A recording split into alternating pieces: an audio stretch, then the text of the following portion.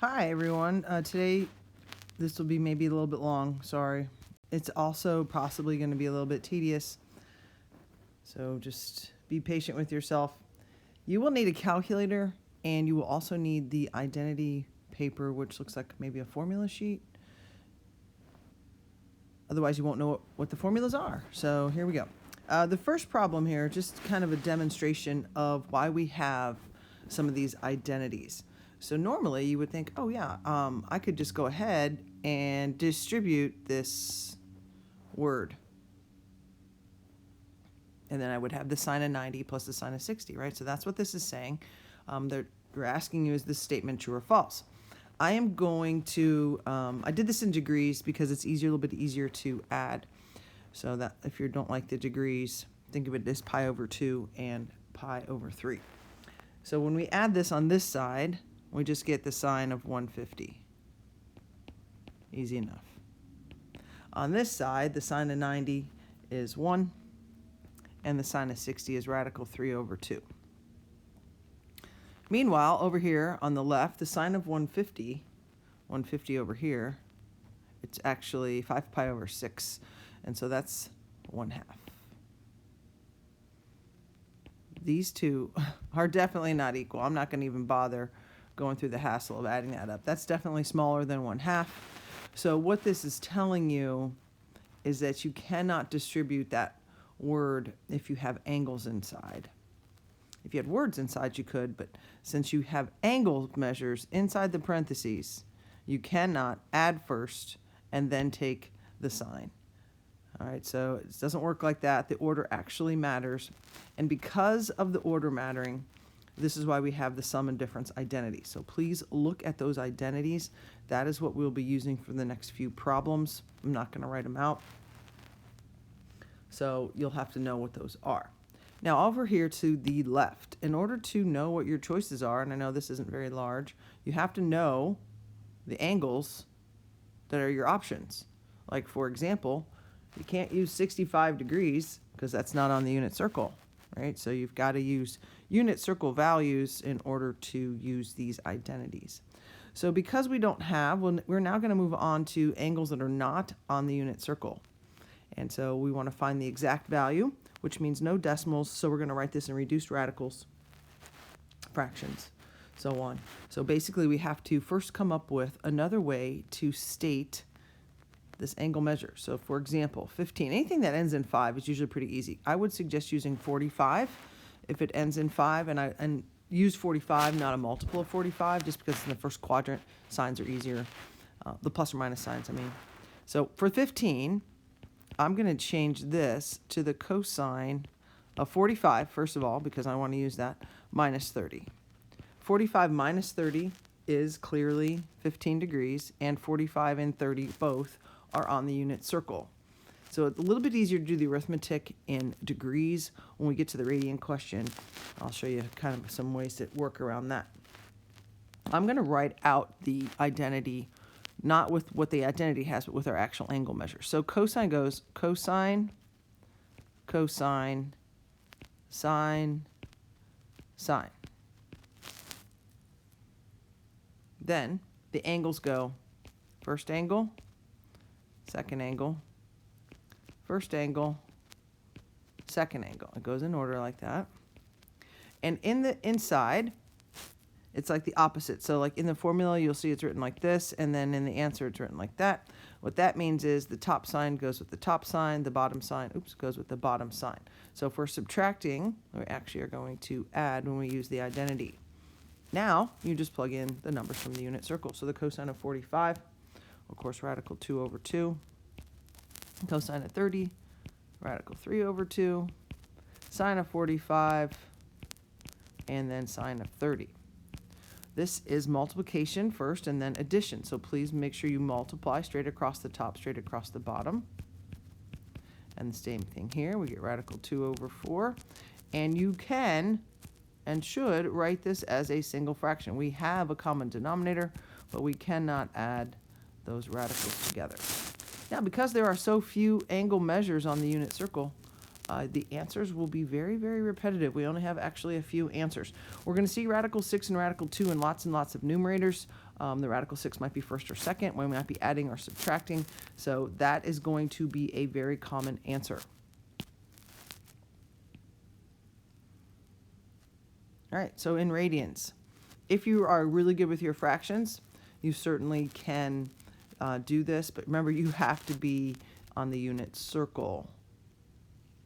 So for example, 7/12 could be 3/12 plus 4/12, which would be pi over 4 plus pi over 3, right? So you could do it. If you don't want to, change it back into degrees. Because remember, these are going to not be on the unit circle, so it's not going to be super, super familiar. This actually works out to be 105 degrees. So again, it ends in 5. So I am going to rewrite this as the sine of 45, because I want to do that. And then whatever it takes to get to 105, which would be 60. Now you can use subtracting if you want.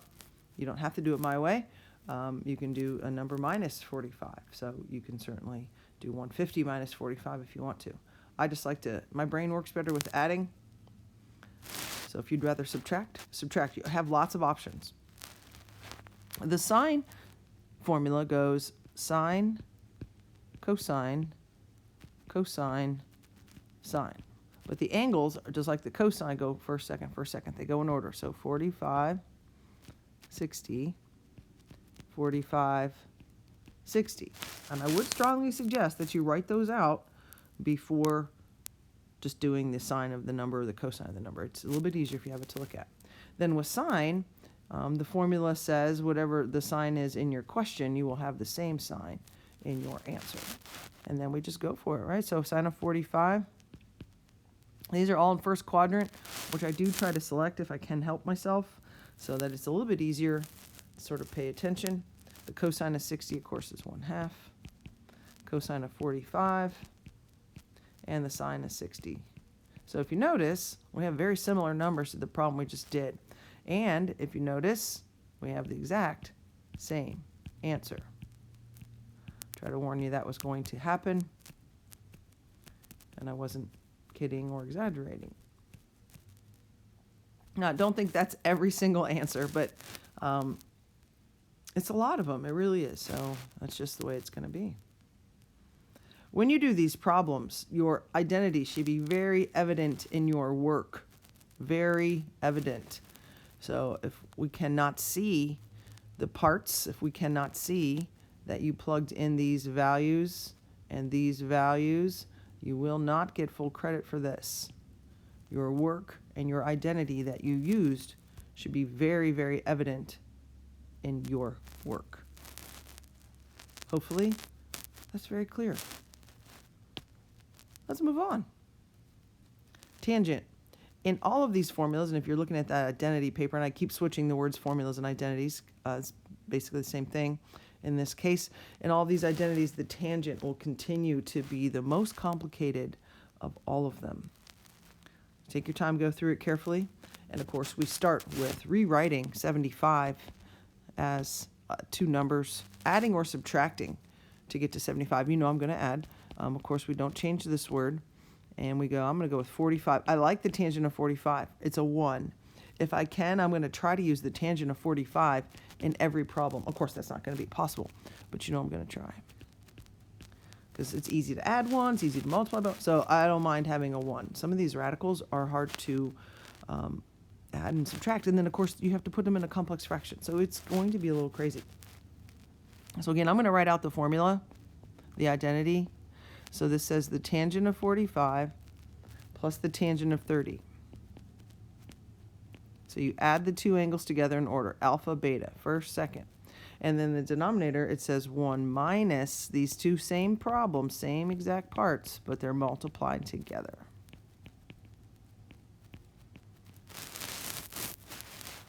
I do think that that is not a waste of time, and you should try it also. Now this is going to be a big space. It's going to take up a lot of space. Just to warn you. So we have what? 1? Yeah, 1. Plus radical 3 over 3. The denominator is 1 minus 1 times radical 3 over 3. So how good are you with fractions. Super good? Super, super, super, super good? I hope so. So this is really 3 over 3 plus radical 3 over 3, right? Common denominator. And this 1 isn't really doing much, so I'm just going to pretend like I've already multiplied it, and this would be 3 over 3 minus radical 3 over 3. You must fix the numerator and the denominator before you can divide. So I'm going to rewrite this as a single fraction on the top and a single fraction on the bottom. Now, if you want to rewrite, invert and multiply, because you are dividing fractions, go for it. You know I'm not going to do that. I'm going to go very top and very bottom, and that's 3 times 3 plus radical 3. That's my new numerator. And these two, of course, become my new denominator. If you're super good at complex fractions, then you would know those would cancel, and you wouldn't even need to bother with this step. But they cancel right here too, so we're good. Now, your old friend the conjugate is back. He is back. So in a radical problem, in a thing with a radical symbol in it, the denominator is the boss. In order to get rid of that radical sign in the denominator, we multiply by the conjugate. The conjugate is not the opposite. The conjugate is the changing of the sign in the middle. Not the first sign, the middle sign. So whatever we do to the bottom, we must now do to the top. Yeah, we're still going. Okay. The whole point of that was, in the denominator, we now have the difference of two squares. Difference of two squares is super easy to multiply. We do 9 minus, save yourself the problem, radical 3 times radical square root of 9. Don't do that. When they match, it's just the 3. How good are you at the binomial squared? That pattern. Here we go. I'm not using FOIL, right? I'm not. It takes too long. So the first two, you square the first number, so that's going to be a 9. Then you multiply these two together. That's 3 radical 3, but you're going to have 2 of them, so that's 6 radical 3. Then you multiply the last two together. That is going to be plus a plain 3. Did I lose you? Then you're going to have to write it out and use FOIL. You're on your own at that point. If this is just basic algebra. Now we combine like terms. 9 plus 3 is 12. We can't do anything with that radical. And of course 9 minus 3 is 6. And as you know, it takes all 3 of these numbers to reduce just one of them. 6 goes into all of them, so this is 2 radical, plus radical 3. Now what you could do is get out your calculator. Check me. All right, put in degrees the tangent of 75, and you'll get a decimal. Then put in 2 plus the square root of 3. Should match. If it doesn't, let me know. But it does. All right. So sometimes we just use regular old right triangle trig to solve these lovely problems. And you'll recognize that because they don't give you the problem as an angle measure. They give you the problem with a trig ratio. In a way, sometimes these are a little bit easier. You don't have to know the unit circle, first of all, so if you're bad at that, you've been saved. I'm going to draw this because I want to see what it looks like. So we have alpha terminating in quadrant 1. Okay, I can do that. Alpha, quadrant 1. And we have beta terminating in quadrant 2. So basically triangle A and triangle B. Right? So there we are. In the alpha triangle, we know the sign is 3 over 5. So opposite over hypotenuse. This is a triple, so that's a 4. 3, 4, 5 right triangle. If you know your triples, you save yourself on some Pythagorean theorem. If you don't know your triples, use Pythagorean theorem, you'll get there. Tangent over here, we know tangent's negative, so that's nice. So tangent is opposite over adjacent. Well, that can't be negative, so don't do that. This would be the negative one. And then this is also a triple. It's 8, 15, 17, or use Pythagorean theorem and get yourself to that 17. Now we're ready. So we're going to do sine of alpha minus beta, and you know I'm going to write it out. So it goes sine, cosine, cosine, sine. Then it goes alpha, beta, beta. Triangle A, triangle B, or first, second, whatever you want to call it. And in the signs, we do the same sign.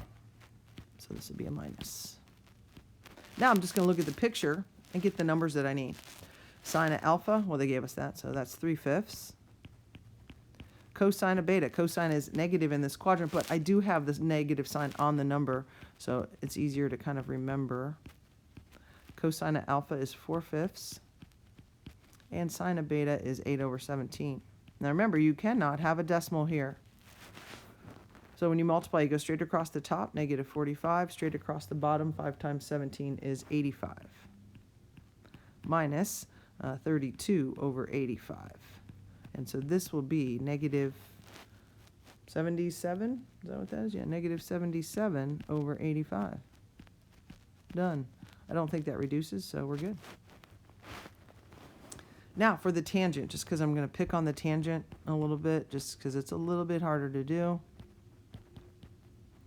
This, of course, is tangent first one plus tangent second one over 1 minus these two multiplied together. Just so we have it to sort of look at. This does really match the formula, so I can see where maybe you could look at the identity sheet and not need to rewrite it, but I want to have it in front of us. So the tangent on a triangle, or alpha triangle, or triangle on the right, is 3/4. Tangent of the triangle on the left is -8/15. The denominator, of course, is 1 minus these two multiplied together.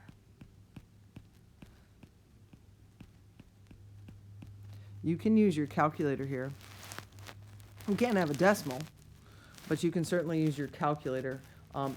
Because of the complex fraction, I like to simplify the numerator. And the numerator is 13/60. Right, because we get a common denominator of 60. And then we have 45 minus 30. Yep, so 13/60. That's positive. And then in the denominator, you get 7/5. Put that in the calculator. This turns into 1 minus a -24/60. So we end up adding those. And then this is a 60/60. So then it turns into 84/60, and it reduces, I think. Anyway, now up to you how you want to do this. You can put this in your calculator and do the division. You can go ahead and simplify it yourself. It's totally up to you, but you cannot have a decimal. This is 13/84.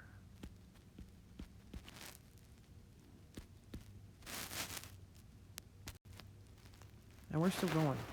So also on that identity paper, you have the double angle identities. Now we will not use angle measures here, like find the measure of an angle doubled. This is because, let's think about an angle on the unit circle. If we have an angle like, I don't know, pick an angle, doesn't matter. If we have an angle like 120 degrees, if we double that, we get 240. You end up with another angle on the unit circle. So why would we need these formulas, right? So it doesn't make any sense, right? If you pick 45 and we double that, that's 90, that's on there too. So because of that, we will not use the angle measures. We will only use like the right triangle trig. Okay, this is going to require a picture. This maybe requires Pythagorean theorem if you don't know your triples. But let's go. So we know we have, whoa, hi there. First quadrant, right? 0 to pi/2, so we're first quadrant. That's nice, positive. Here's our theta. And we know that the cosine is 3/5. Okay, so that opposite side is 4, because it's a 3, 4, 5. We're trying to find the sine of 2 theta. Formula is 2 sine theta cosine theta. Not formula, identity. Sorry, I am going to kind of use those numbers or those words interchangeably. So 2/1. Sine is 4/5, and cosine is 3/5. Multiply that together. Doesn't look like any of that's going to reduce, so this is 24/25. I will tell you that the double angles are a little bit easier. Also, I will tell you that the sine, that formula we just did, that identity, that's probably the easiest one of all. So it's not too bad. The double angles are actually kind of good. Here we're going to have 2 times the tangent of our angle over 1 minus tangent squared.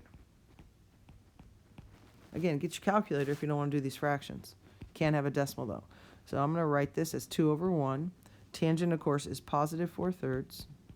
And then the denominator is going to be 1 minus 4/3 squared, which is 16/9 if that helps you. So 9/9 minus 16/9, that's going to be negative 7/9 on the bottom.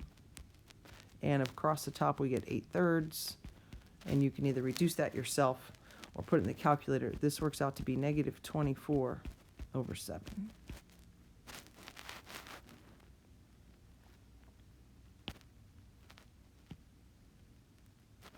Last one. Ooh, third quadrant. 3 pi over 2 between 3 pi over 2 and 2 pi. Oh, I guess that's the fourth quadrant, sorry. All right, so here we are, fourth quadrant. Oh. And that the tangent is negative 8 over 24. So tangent is opposite over adjacent. You can put the sign on there if you want to, although we know cosine's negative. We know cosine's positive and sine is negative, so it's up to you. Pythagorean theorem, 64 plus, what's 24 squared? 576, yeah. Equals x squared. You end up getting 625. Or if you know your triples, you already knew that this is 25. Yeah, 8, 24, 25, that's a triple. Fun facts. Now, for your cosine of 2 theta, you have 3 choices. Choose wisely. If you have a square root, which we do not, if you have a square root, you should pick the first one because that's going to get rid of all of your square roots. It's also going to get rid of all your negative signs. And after that, it's up to you. But that's my best advice for the order. I do like the first one the best. I don't know why. So I'm going to pick that one. Order matters. It is cosine squared first, then the sine squared. Since we have a negative, we'll get rid of the negative like this. So we have cosine, which is 24 over 25 squared. These numbers are big, though, for squaring, but that's okay. And then negative 8 over 25 squared. So this is 576 over 625 minus 64. I don't know why I put that in parentheses. Over 625. Please make sure your fractions are reduced all the way. This one doesn't do much. This is just 512 over 625. And then the other question they want is the tangent of 2 theta. See how the formulas are very, very evident in my work. It's labeled. You know what formula I used. You can see my numbers. Everybody catching on? Is yours going to look like that? I hope so. So again, we have 2 tangent theta over 1 minus tangent squared theta. All right, so 2 over 1. The tangent is negative 8 over 24. Do what you will with that. You want to reduce it. You want to not reduce it. You want to use the calculator. Completely up to you. Bottom is 1 minus negative 8 over 24. This is, of course, going to turn into 1 minus 64 over 576, if that helps. That actually reduces. The denominator reduces to 8/9, which I like the reduced answer. It's a little bit easier to deal with. And the numerator, of course, you can see, I'm just going to leave it negative 16 over 24. You can put that in the calculator yourself or reduce your fraction, divide your fraction however you want to, and you get negative 3/4. So keep that identity paper handy. Certainly get your calculator ready to do some fractions.